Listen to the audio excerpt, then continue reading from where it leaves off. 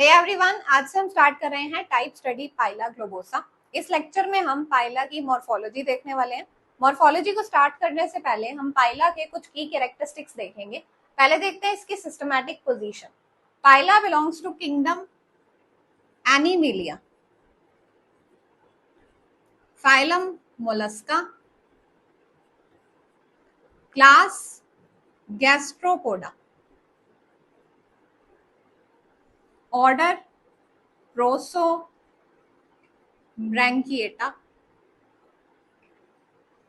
Family Pilidae, genus Phyla, species is globosa. अब क्योंकि Pila globosa Apple shape का दिखता है, इसलिए इसको कॉमनली एप्पल स्नेल कहा जाता है। अब देखिए, ये ऑर्डर प्रोसोब्रैंकिएटा को बिलोंग करता है। प्रोसोब्रैंकिएटा को बिलोंग करने वाले जितने भी ऑर्गेनिजम्स हैं, इनके पास 8 शेप का नर्वस सिस्टम होता है। This is a very important feature, you have to remember this. और जीनस पाइला को ये बिलोंग कर रहा है। पाइला जीनस को बिलोंग करने वाले ऑर्गेनिज्म एम्फीबियस होते हैं, मतलब कि इनका ड्यूअल लाइफस्टाइल होता है, ये लैंड पर भी रह सकते हैं और वाटर में भी। देन ग्लोबोसा स्पीशीज को ये बिलोंग कर रहा है, मतलब कि ये ग्लोबुलर शेप का होता है, ग्लोबुलर शेप्ड। नेक्स्ट है इनकी डिस्ट्रीब्यूशन, ये कहाँ पर पाए जाते हैं। तो ये डिफरेंट कंट्रीज में पाया जाता है पाइला ग्लोबोसा। इंडिया में, इंडिया के सभी रीजन्स में पाया जाता है एक्सेप्ट पंजाब। पंजाब स्टेट के अलावा सभी और जगह पर ये पाया जाता है। इसके अलावा दूसरी कंट्रीज जैसे कि पाकिस्तान, थाईलैंड और भी डिफरेंट कंट्रीज में ये पाया जाता है। नेक्स्ट है इसकी हैबिटेट। हैबिटेट मतलब कि ये कहाँ पर रहता है। तो जैसे कि अभी हमने देखा कि एम्फीबियस है, मतलब ये पानी में भी रहता है और लैंड पर भी रहता है। तो लैंड पर रह सकता है, एक तो इसकी हैबिटेट होगी लैंड, और दूसरा हो गया वाटर।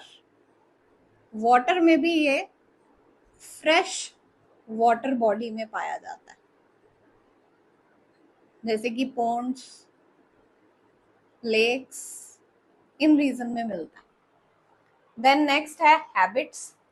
हैबिट्स मतलब इसकी आदतें क्या है, क्या इसके फीचर्स हैं।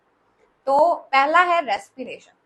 ये अगर वाटर में रह रहा है तो ये रेस्पायर करेगा bye the help of टिनिडिया,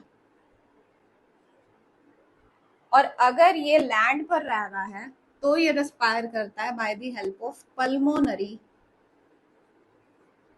sac. Then locomotion, ये बहुत धीरे धीरे मूव करता है, स्लोली स्लोली क्रीपिंग टाइप की लोकोमोशन शो करता है। तो इसको हम लिख देंगे इट स्लोली क्रीप्स। जब ये मूव करता है पता भी नहीं चलता कि ये मूव कर रहा है, और कुछ टाइम बाद पता लगता है कि ये एक पर्टिकुलर डिस्टेंस मूव कर गया। नेक्स्ट इसकी feeding. Pila is herbivorous.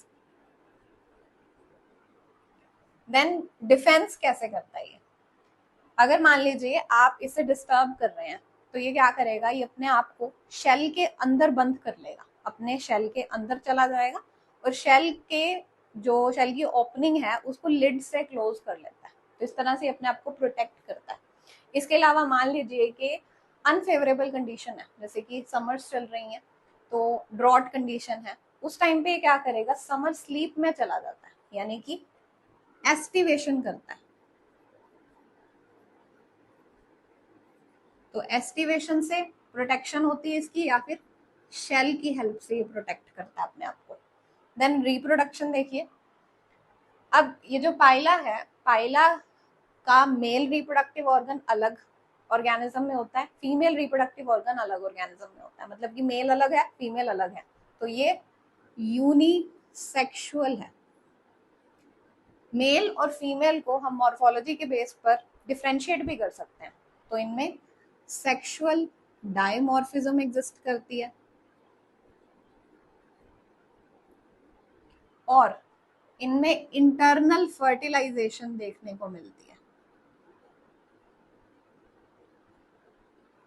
Fertilisation होने के बाद जो जायगोट बना उसके बाद उसकी डेवलपमेंट होगी। डेवलपमेंट इस तरह से होती है कि बीच में लार्वल स्टेज आती है, तो ऐसी डेवलपमेंट जिसमें लार्वल स्टेज आती है बीच में उसे कहा जाता है indirect type of development. Now let's talk about it's morphology. इसकी मॉर्फोलॉजी में हम शेल का स्ट्रक्चर भी देखेंगे और बॉडी का स्ट्रक्चर भी देखेंगे। पहले हम देख रहे हैं structure of shell of Pila globosa.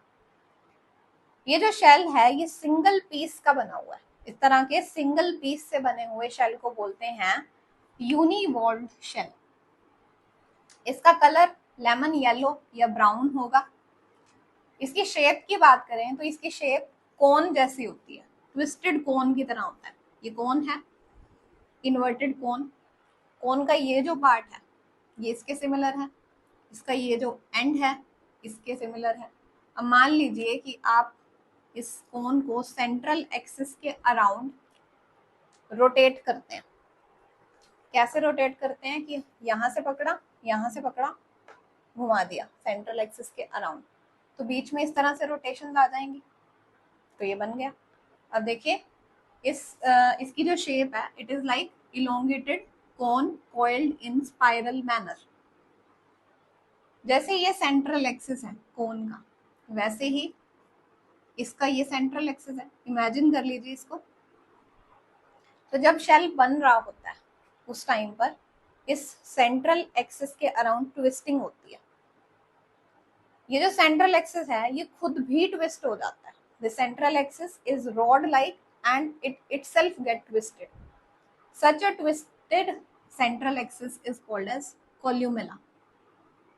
तो दोबारा देखिए, इसकी जो शेप है, शेल की shape is like elongated cone coiled in spiral manner around columella, मतलब कि ट्विस्टेड सेंट्रल एक्सिस के अराउंड।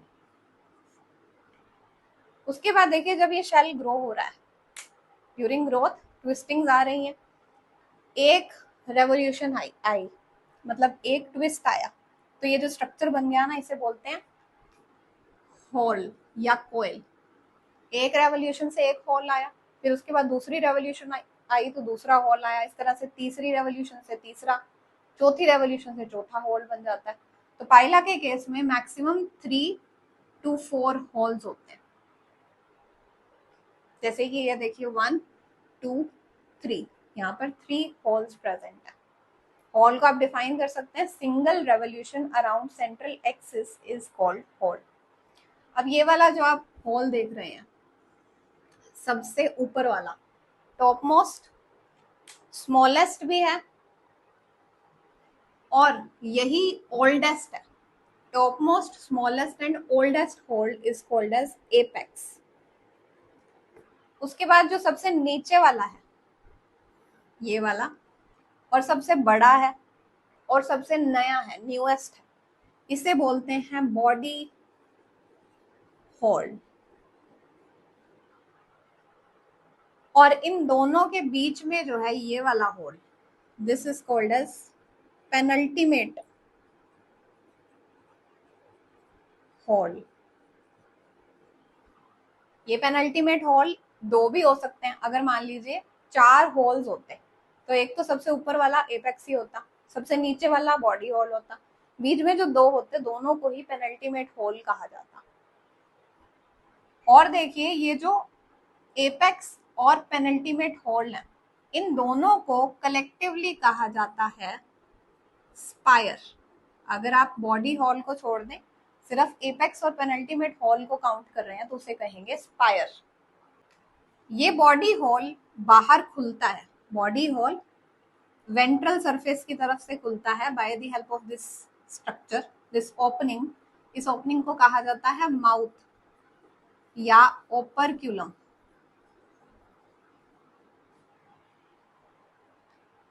इस माउथ का जो मार्जिन है इसे कहते हैं पेरिस्टोम। इस आउटर मार्जिन को कहते हैं आउटर लिप। ये जो इनर मार्जिन है इसे कहते हैं इनर लिप। अब देखिए हमने अभी बात की थी कोल्यूमेला की, ट्विस्टेड एक्सिस की बात की थी। ये जो ट्विस्टेड एक्सिस है, यहाँ पर ट्विस्टेड एक्सिस होगा। Twisted axis rod like structure है जो कि एक पोर के थ्रू खुलता है। वो पोर इनर लिप के अराउंड प्रेजेंट होता है। ये जो पोर है, पोर परफोरेशन कुछ भी कह लीजिए, इस पोर को कहते हैं अम्बिलिकस।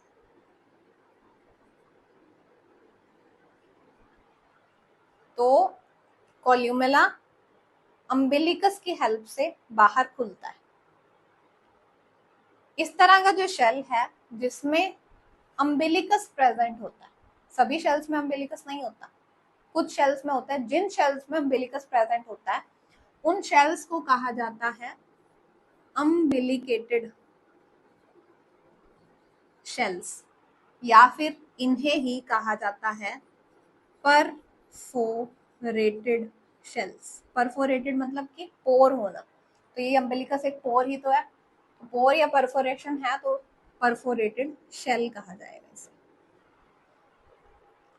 और एक चीज आपको ध्यान में रखनी है, ये जो होल्स हैं इनके जंक्शंस, ये आप जंक्शन देख रहे हैं ऐसे, ये जंक्शन है, इन जंक्शंस को कहा जाता है स्यूचर।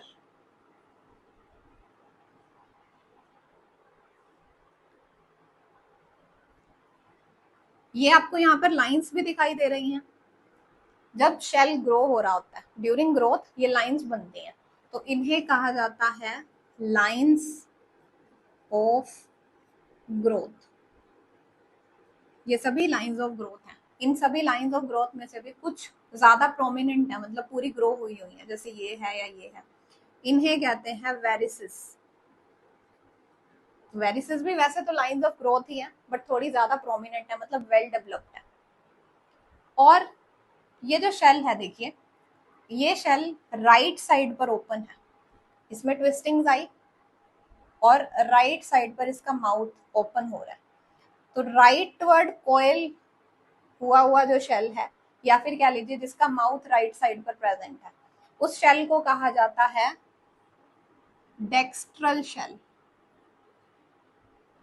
और जो शेल लेफ्टवर्ड कोयलिंग से बना होता है, लेफ्ट साइड पर कोयल होकर लेफ्ट साइड पर ही उसका माउथ या ओपर्कुलम खुलता है, उस शेल को कहा जाता है सिनिस्ट्रल शेल।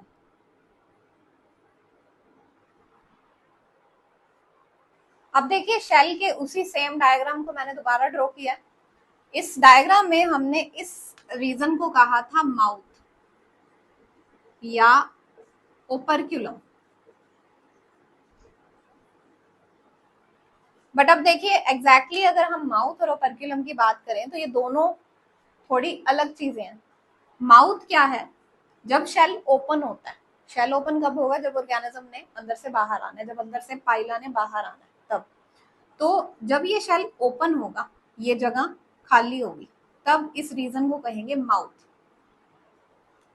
अब मान लीजिए जैसे अभी हमने पहले बात की थी कि अपने आप को मोलस्क ने प्रोटेक्ट करना है किसी भी और प्रेडेटर से, या फिर अनफेवरेबल कंडीशन है उससे प्रोटेक्ट करना है, तो मोलस्क क्या करते हैं, अपने इस शेल की ओपनिंग को बंद कर लेते हैं एक लिड से या प्लेट से। उस लिड को या प्लेट को, ये वाली जो लिड या प्लेट है, इसे कहा जाता है ओपर्कुलम। तो माउथ एंड ओपर्कुलम डिफरेंट चीजें हैं। माउथ ओपनिंग है और ओपर्कुलम एक प्लेट है जो कि क्लोजिंग का काम करती है। अब इस ओपर्कुलम की कॉम्पोजिशन पर आ जाइए। ओपर्कुलम एक कैलकेरियस प्लेट है जो कि पाइला के फुट रीजन में ग्लैंडुलर सेल्स जो होते हैं उन सेल्स से सिक्रीट होती है। मोलस्क की बॉडी 3 पार्ट्स में डिविजिबल है, हेड, विसरल हम्प और फुट। जो फुट रीजन है पाइला का, उसमें ग्लैंडुलर सेल्स होते हैं। ग्लैंडुलर सेल्स सिक्रीट करते हैं कैलकेरियस प्लेट, उसी प्लेट को कहते हैं operculum. It is basically a plate made up of calcium. अब इस प्लेट का ये आप देख रहे हैं इनर व्यू और ये देख रहे हैं आउटर व्यू। आउटर व्यू देखिए पहले, ये सारी लाइंस जो दिख रही हैं आपको, these are called as lines of growth. और ये जो सेंट्रल रीजन दिख रहा है, this is called as nucleus. फिर इनर व्यू देखिए, जब इस प्लेट को अंदर से देखा जाएगा तो कैसे दिखेगी। ये वाला जो रीजन है, ये वाला, इसे कहते हैं मार्जिन ऑफ ओपर्क्युलम। ये जो सेंट्रल रीजन है, सेंट्रल रीजन की भी जो बाउंड्री है, बाउंड्री, इसे कहते हैं ग्रूव। और जो मेजर सेंट्रल रीजन है, ये बीच वाला रीजन जिसको मैंने कलर करके शो किया, ये वाला रीजन क्रीम कलर का होता है, क्रीमी कलर्ड रीजन होता है, इसे बोलते हैं बॉस। ये सबसे मेन रीजन है। इसके साथ ओपर्क्युलर मसल अटैच होती है। ये मसल ही तो कॉन्ट्रैक्ट और रिलैक्स होकर ओपर्क्युलम को बंद या खुलवाती है।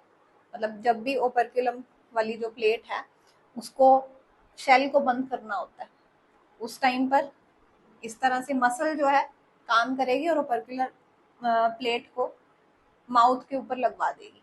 और फिर जब इस माउथ को खोलना होता है, मतलब ओपर्क्युलम प्लेट को हटाना होता है, तो ओपर्क्युलर मसल ने ही तो काम करना ओपर्क्युलर प्लेट को हटाने का।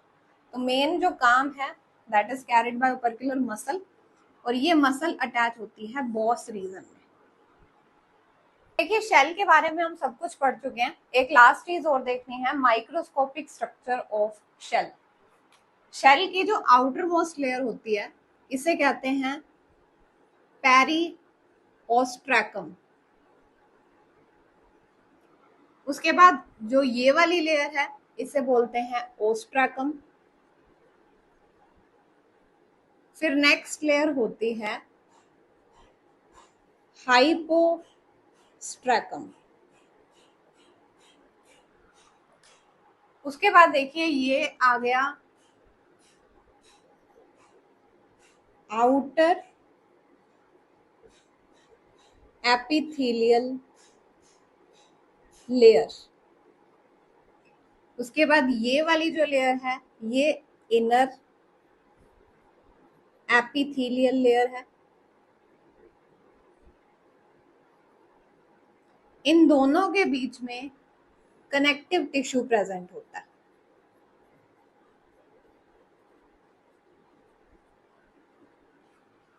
और ये जो इनर एपिथेलियल लेयर में आप यहां ये देख रहे हैं, दीज आर सीलिया। तो अब देखिए ये जो तीनों चीजें हैं, outer epithelial layer, connective tissue और इनर एपिथेलियल लेयर, ये तो इंटरनल पार्ट हो गया। जो शेल की लेयर्स हैं वो है पेरिओस्ट्रैकम, जिसे कि आउटर लेयर कहेंगे, फिर ओस्ट्रैकम मिडल लेयर, एंड उसके बाद आ जाती है हाइपोस्ट्रैकम, स्ट्रैकम दैट इज इनर लेयर। ये तीनों लेयर्स आपको याद रखनी है। अब देखिए जो पेरिओस्ट्रैकम है ये बनी होती है कॉन्चिन एंड कॉन्क्योलिन की। दोनों चीजें आपको ये ध्यान रखनी है, periostracum is made up of conchin and conchiolin. Ostracum और हाइपोस्ट्रैकम ये दोनों ही बनी होती हैं कैल्शियम कार्बोनेट एंड कॉन्क्योलिन। इसकी भी कॉम्पोजिशन ये है और हाइपोस्ट्रैकम की कॉम्पोजिशन भी है calcium carbonate and कॉन्क्योलिन।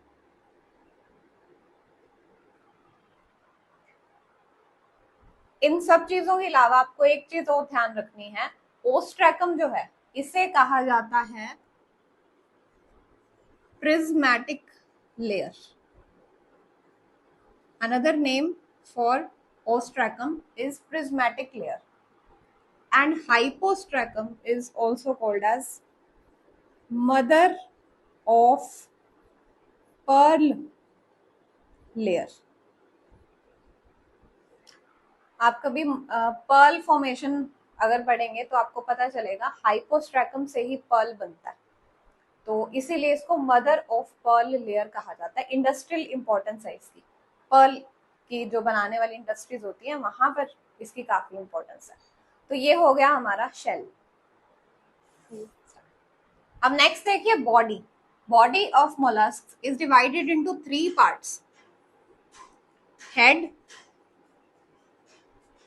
Foot and visceral हम या फिर विसरल मास। इस डायग्राम को देखिए, ये वाला जो रीजन है इसे बोलते हैं हेड रीजन। इसमें क्या क्या चीजें हैं जो हेड रीजन के अंडर आएंगी वो मैं अभी आपको बताऊंगी। आपने ये समझ लेना, ये सारा जो रीजन है ये सारा ही हेड रीजन है। उसके बाद ये जो रीजन है this is foot of mollusc and यहां पर होगा विसरल मास। विसरल मास मतलब इंटरनल जो भी ऑर्गन्स हैं, विसरा का मतलब होता है इंटरनल, इंटरनल मास सारा इसके अंदर लाई करेगा। ये क्या है? ये शेल है, हम्प शेप का है इसलिए इसको विसरल हम्प भी कह सकते हैं। अब इमेजिन करिए जो शेल हमने अभी देखा था, शेल का स्ट्रक्चर, एपेक्स, पेनल्टीमेट होल और फिर बॉडी होल आ जाता था। अब ये सोचिए कि जो मोलस्क है, पाइला है, वो अंदर से बाहर आया माउथ की हेल्प से। माउथ जब ओपन हुआ, ओपर्कुलम की जो लिड है वो हटी, तो अंदर से पाइला बाहर आया। ये बाहर आ रहा है, तो आपको ये ध्यान रखना है कि पाइला का हेड और फुट, हेड और फुट, सिर्फ ये 2 चीजें बाहर आती हैं। इसका जो इंटरनल मास है, विसरल मास है, मतलब इंटरनल जो भी स्ट्रक्चर्स हैं वो बाहर नहीं आते, वो इस बॉडी होल के अंदर रहते हैं। शेल का जो बॉडी होल है वहां पर रहते हैं। और विसरल मास में जो भी चीजें बड़ी होती हैं, या कह लीजिए जो विसरल मास है पूरा, वो शेल के होल का स्ट्रक्चर लेकर रखता है। होल एक रेवोल्यूशन है, single revolution of shell is called as whorl. तो उस रेवोल्यूशन जैसा ही ट्विस्टेड स्ट्रक्चर ये मास भी लेकर रखता है, क्योंकि इसको उसके अंदर अलाइन होना है ना, लोकेट होना है, इसलिए। तो मेन जो पॉइंट है जो आपको याद रखना है वो ये है, हेड और फुट मोलस्का का बाहर आ जाता है जब मोलस्का एक्सटेंडेड पोजीशन में होता है, मतलब कि वो बाहर आता है। बट जो विसरल मास है वो शेल के अंदर ही रहता है। ये विसरल मास शेल के अंदर कोल्यूमेलर मसल की हेल्प से अलाइंड होता है। कोल्यूमेलर मसल इसको होल्ड करके रखती है। ओके, अब हम स्टार्ट करते हैं हेड रीजन। हेड रीजन को डिटेल में देखते हैं, इसके अंदर क्या क्या आता है। तो देखिए, मैंने कहा कि ये सारा हेड रीजन है, इसमें भी जो सबसे पहली चीज हम पढ़ेंगे हेड के under, that is mouth. This is mouth. ये हेड का पार्ट है, ये मेन पार्ट है। उसके अंडर फर्दर ये पार्ट्स आ रहे हैं, ये भी मेन पार्ट है एक बॉडी का, और ये भी मेन पार्ट है बॉडी का। तो पहले अभी हम हेड रीजन को पढ़ रहे हैं। हेड के अंडर एक ओपनिंग आती है, that is called as mouth. ये माउथ सराउंडेड है इन स्ट्रक्चर से। ये आप छोटे स्ट्रक्चर्स देख रहे हैं, these are called as first pair of tentacles. ये और ये, इस ओपनिंग के अराउंड ये और ये टेंटिकल हैं, 2 टेंटिकल हैं। इनको फर्स्ट पेयर ऑफ टेंटिकल्स कहा जाता है, या इन्हीं को ही कहा जाता है लेबियल पाल्प्स।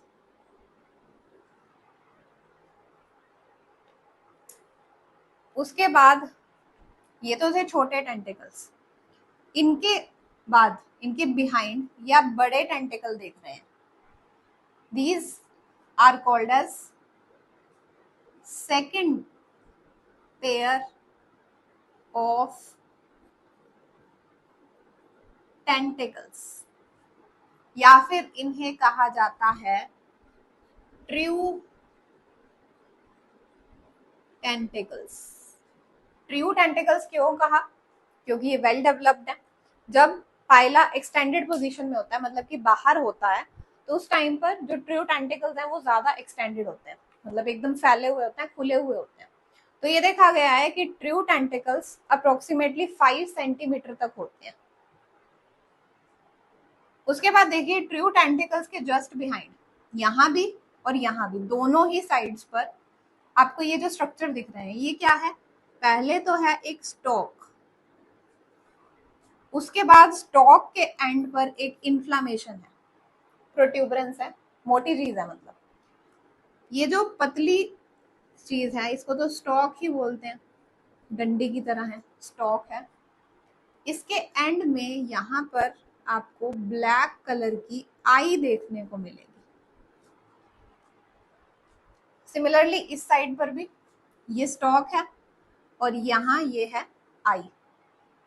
स्टॉक्ड आई को कहा जाता है ommatophore. Important characteristic feature of mollusc, mollusc में स्टॉक्ड आई पाई जाती है, यानी कि ओमैटोफोर पाया जाता है। अब देखिए ये वाली जो आई है ये लेफ्ट साइड पर है, तो this is called as left ommatophore, और ये वाली जो है ये राइट ओमैटोफोर है। आपको लेफ्ट और राइट कैसे करना है? जो हमारा राइट हैंड है प्लेन ऑफ पेपर में या प्लेन ऑफ बोर्ड में वो लेफ्ट होगा, तो ये हो गया लेफ्ट, और यहाँ पर ये हमारा लेफ्ट है, प्लेन ऑफ बोर्ड में ये राइट हो गया। नेक्स्ट देखिए आई के बिहाइंड, यहाँ भी और यहाँ भी, ये वाला जो रीजन है एंड ये जो रीजन, ये है फ्लैशी लॉब्स। एक ये लॉब है और ये लॉब है, ये लॉब है लेफ्ट साइड पर, लेफ्ट लॉब, और ये वाला जो लॉब है ये राइट साइड पर है, दिस इज राइट लॉब। और स्पेसिफिकली कहा जाए this is called as left नक्कल lobe and this is called as right knuckle lobe. देखिए यहाँ ड्रॉ किया गया जैसे, तो यहाँ दिखाया गया कि लेफ्ट नक्कल लॉब ज्यादा बड़ा है, राइट छोटा है। लेफ्ट नक्कल लॉब ज्यादा डेवलप्ड होता है और राइट नक्कल लॉब कम डेवलप्ड होता है। इनको एक और नाम दिया जाता है, लेफ्ट नक्कल lobe is also called as left pseudipodia and right knuckle lobe is called as right pseudipodia।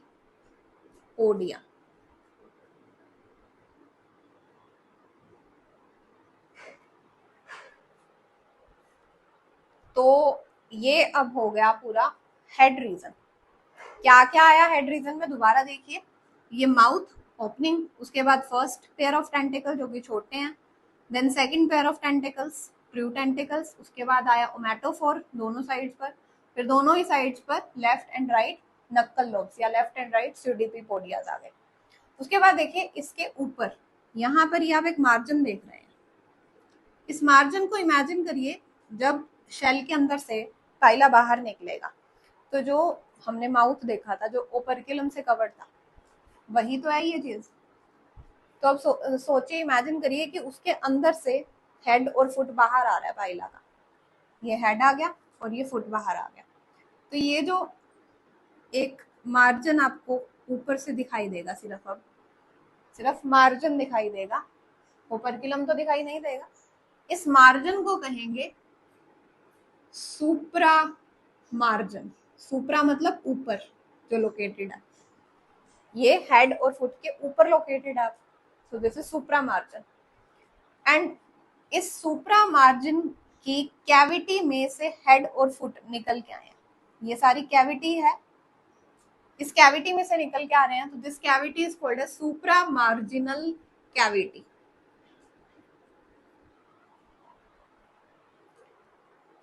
ये हो गया head region of mollusc. Next आ जाइए फुट पर। ये स्ट्रक्चर जो आप देख रहे हैं, this triangular shape structure is called as foot of mollusc. इस फुट रीजन का जो एपेक्स है, ये भी एपेक्स है और ये भी एपेक्स है, ये बैकवर्ड डायरेक्टेड होता है। और जो वेंट्रल सरफेस है फुट रीजन का, उसे देखा जाए तो वो स्मूथ होगा और क्रीपिंग मूवमेंट के लिए हेल्प करता है वो। डॉर्सल सरफेस से देखा जाए तो डॉर्सल सरफेस पे ओपर्कुलम होल्ड किया जाता है इसके डॉर्सल सरफेस पे by the help of opercular muscle. और जो फुट का एंटीरियर हाफ है, अगला हिस्सा है, उसे बोलते हैं प्रोपोडियम। प्रोपोडियम। एंड जो इसका पोस्टीरियर हाफ है, that is called as metapodium. P for posterior half, but posterior half को मेटापोडियम कहते हैं, और A फॉर एंटीरियर हाफ को प्रोपोडियम कहा जाता है।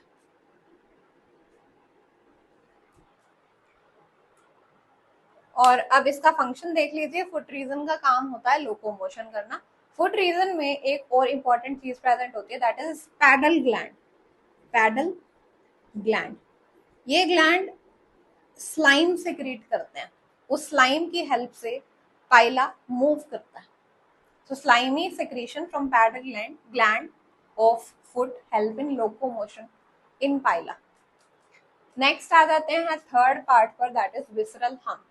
तो मैंने बताया कि जो विसरल हम्प है, मतलब ये एक ऐसा मोटा रीजन, इसके अंदर बॉडी, एक्चुअल बॉडी प्रेजेंट होगी मोलस्का की, पूरा मास प्रेजेंट होगा, that will be called as visceral mass, जो कि इसके शेल के साथ यूनाइटेड होता है by the help of columellar muscle. अब देखिए ये जो विसरल मास है, इसके अंदर मेन जो ऑर्गन्स हैं पाइला के, वो सभी आएंगे। वो सभी एक लेयर से कवर्ड होते हैं, उस लेयर को कहा जाता है मेंटल लेयर, या फिर इसी को ही कहा जाता है pallium. This is characteristic molluscan feature, बहुत इंपॉर्टेंट फीचर है। आप अगर मोलस्का के कभी भी फीचर बता रहे हैं ना, तो ये चीज बता दीजिए, मेंटल लेयर या फिर पेलियम, ये सिर्फ मोलस्का में प्रेजेंट होती है। This is all about body of Mollusca और पाइला।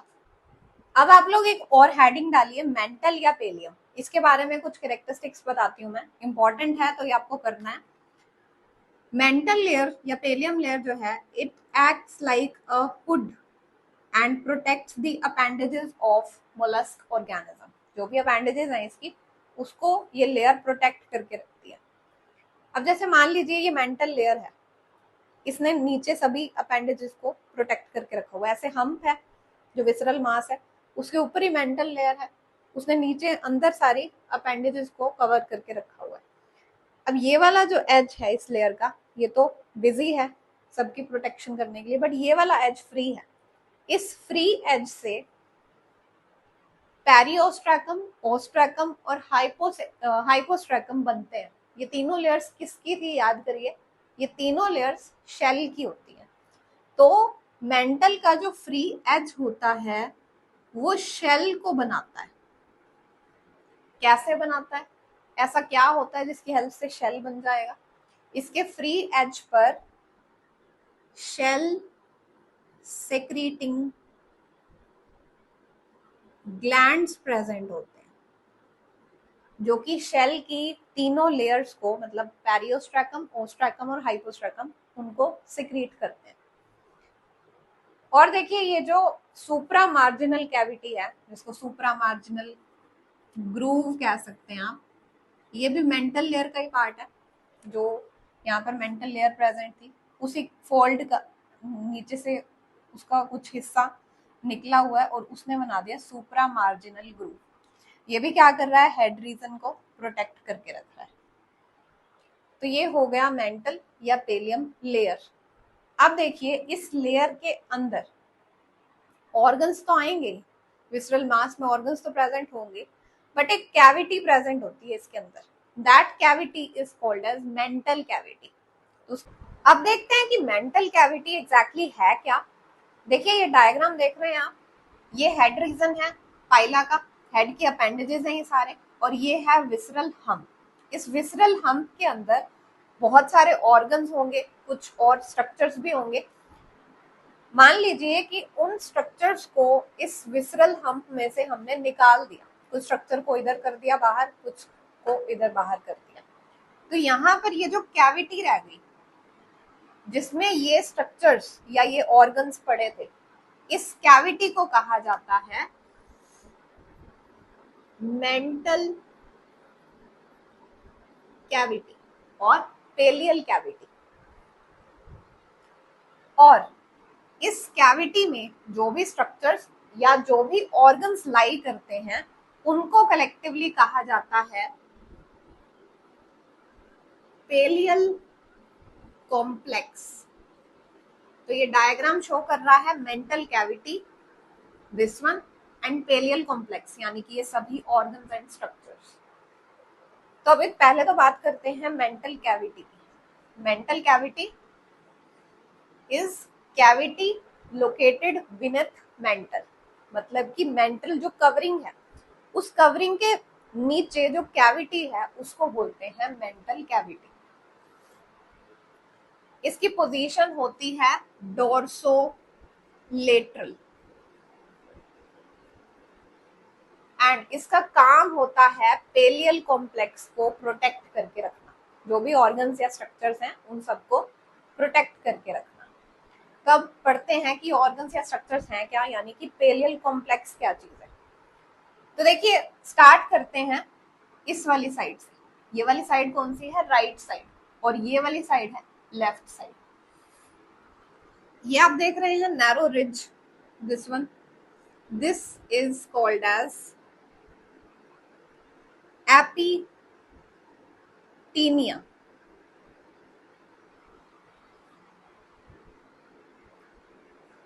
एपिटीनिया ये क्या है, एक नैरो रिज है, नैरो सा पैसेज है। अब देखिए एक्चुअल में तो ये कहाँ था, अंदर लाई करता है, यहाँ पर कहीं लाई करता है। हमने ऑर्गन्स को बाहर निकाल दिया बट एक्चुअल में तो ये यही है, यहाँ लाई करता है। इसका काम क्या है, क्या कर रहा होता है ये इस मेंटल कैविटी को दो अनइक्वल हिस्सों में डिवाइड करता है। ये जो लेफ्ट वाला हिस्सा आप देख रहे हैं ये बड़ा है और राइट वाला हिस्सा छोटा है। जो लेफ्ट बड़ा हिस्सा है इसे कहते हैं पल्मोनरी चैम्बर, और ये जो राइट छोटा हिस्सा है इसे कहते हैं ब्रैंकियल चैम्बर।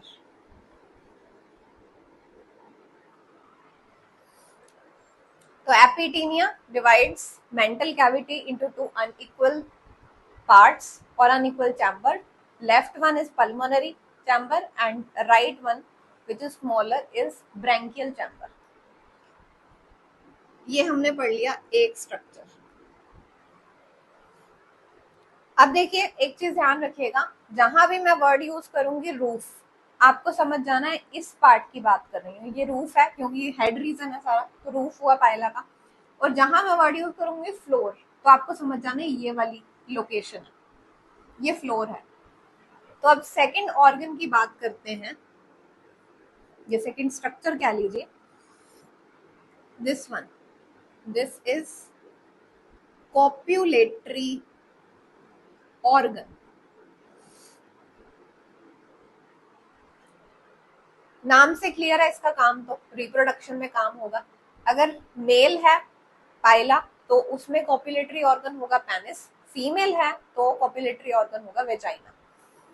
इसकी पोजीशन देखिए, ये है कॉपुलेटरी ऑर्गन, ये वाला कहाँ से अराइज हो रहा है, ये अराइज हो रहा है मेंटल कैविटी के फ्लोर से, फ्लोर से अराइज हुआ, और एंड हो रहा है राइट नक्कल लॉब के बिहाइंड।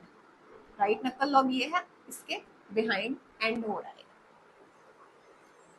इस कॉपुलेटरी ऑर्गन के एंड पर एक ग्लैंड प्रेजेंट होता है, that gland is called as हाइपोब्रैंकियल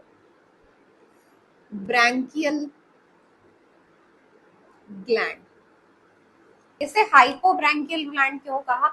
क्योंकि ये ब्रैंकियल चैम्बर के नीचे प्रेजेंट है, इसलिए इसका काम है कुछ सेक्रीशंस प्रोड्यूस करना जो कि कॉपुलेशन में हेल्प करती है, मतलब कि रिप्रोडक्शन के टाइम पर हेल्प करती है। नेक्स्ट आ जाइए थर्ड पार्ट पर। ये मैंने बताया आपको कॉपुलेटरी ऑर्गन, इसके जस्ट बिहाइंड ये आप जो देख रहे हैं ट्यूब, दिस इज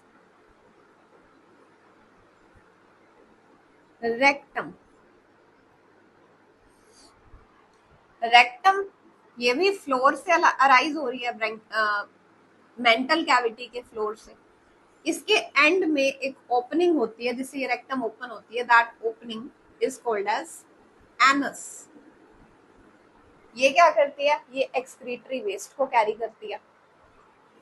उसके बाद आप ये वाला जो स्ट्रक्चर देख रहे हैं, this is the fourth structure, this is called as ctenidia. Ctenidia lamellar organ है, मतलब कि एक ऐसा ऑर्गन जिसमें गिल फिलामेंट्स प्रेजेंट होते हैं। काम होगा इसका रेस्पिरेशन में। और देखिए ये जो गिल फिलामेंट्स हैं, कॉम्ब लाइक स्ट्रक्चर हैं, सिंगल रो में प्रेजेंट है। इस तरह के लैमेले को कहा जाता है monopectinate. These are monopectinate. Mono का मतलब वन, पेक्टिनेट मतलब row of comb like structure और गिल फिलामेंट।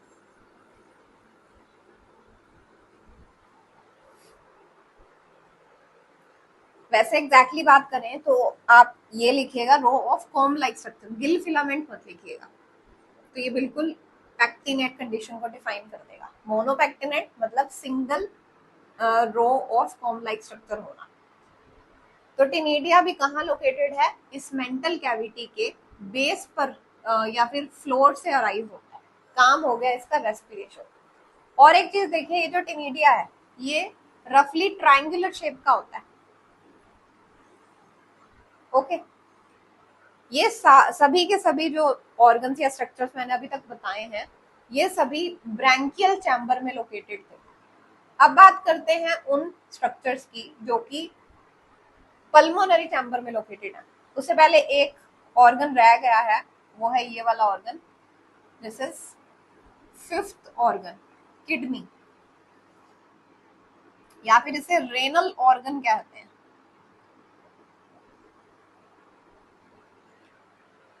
तो पाइला में जो किडनी है वो एक किडनी का जो इंटीरियर चैम्बर है, दो चैम्बर होते हैं किडनी के, रेडिश कलर की किडनी होती है। इसका इंटीरियर चैम्बर ब्रैंकियल चैम्बर के एक डिप्रेशन में खुलता है।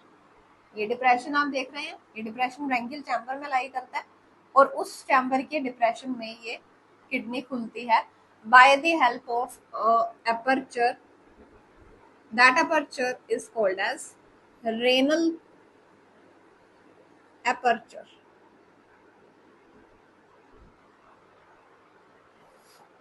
अब आ जाते हैं लेफ्ट साइड पर, पल्मोनरी चैम्बर में जो जो ऑर्गन्स लाई करते हैं वो देखते हैं। तो ये है पल्मोनरी चैम्बर, इसमें सबसे बड़ा ऑर्गन है पल्मोनरी सैक या लंग्स कह लीजिए। This is the sixth one. Pulmonary sac का काम क्या होगा? रेस्पिरेशन में, एरियल रेस्पिरेशन में हेल्प करता है ये पल्मोनरी सैक ओपन होता है इस एपर्चर से, इसे बोलते हैं पल्मोनरी एपर्चर, या फिर इसका एक और नाम है दैट इज न्यूमोस्टोम।